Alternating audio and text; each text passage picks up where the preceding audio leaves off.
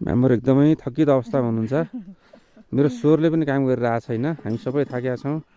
तैपनि म्यामहरूको साहस ऊर्जा एनर्जी बढिरहेकै छ। हाम्रो म्यामहरूलाई धेरै धेरै सलाम छ, किन भन्दा यस्तो शक्ति लिएर हिँड्नु भएको छ कि होइन। अब म आमा पुरुषै भए पनि मलाई यति गाह्रो भइरहेछ भने अझै म्यामहरू अझै हिम्मत गरेर हिँड्नु भएको छ।